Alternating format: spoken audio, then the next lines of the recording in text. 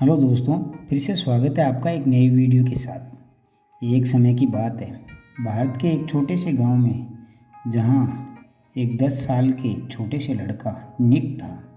वे अपने माता पिता के एकमात्र बेटे थे। निक के पिता एक बहुत बड़े व्यापारी थे, जो अपने बच्चे के साथ समय बिता पाना मुश्किल था। निक के सोते समय उनके पिताजी घर आते और सुबह निक उठने से पहले ही वह कार्यालय के लिए निकल जाते थे। निक अपने पिता के ध्यान को पाने के लिए तड़प रहा था।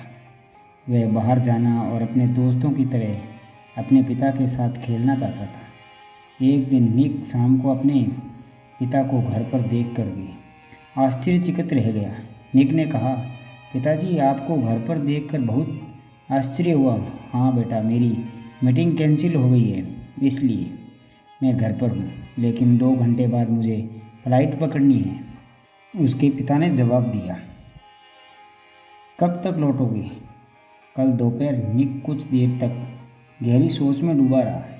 फिर उसने पूछा, पापा, आप एक साल में कितना कमा लेते हैं? निक के पिता हैरान रह गए। उन्होंने कहा, मेरे प्यारे बेटे, यह बहुत बड़ी रकम है और तुम इसे समझ नहीं पाओगे। ठीक है पिताजी, क्या आप अपनी कमाई से खुश हैं? हाँ मेरे प्रिय, मैं बहुत खुश हूँ और वास्तविक में कुछ महीनों में अपनी नई शाखा और एक नया व्यवसाय शुरू करने की योजना बना रहा हूँ। क्या ये बढ़िया नहीं है? हाँ पिताजी, मुझे ये सुनकर खुशी हुई। क्या मैं आपसे एक और प्रश्न पूछ सकता हूँ? हाँ दोस्त। पिताजी, क्या आप मुझे बता सकते हैं कि आप एक दिन में या आधे दिन में कितना कमाते हैं? निक, तुम ये सवाल क्यों पूछ रहे हो? निक के पिता हैरान थे, लेकिन निक दृढ़ थे। कृपया मुझे उत्तर दें। क्या आप कृपया मुझे बता सकते हैं कि आप 1 घंटे में कितना कमाते हैं?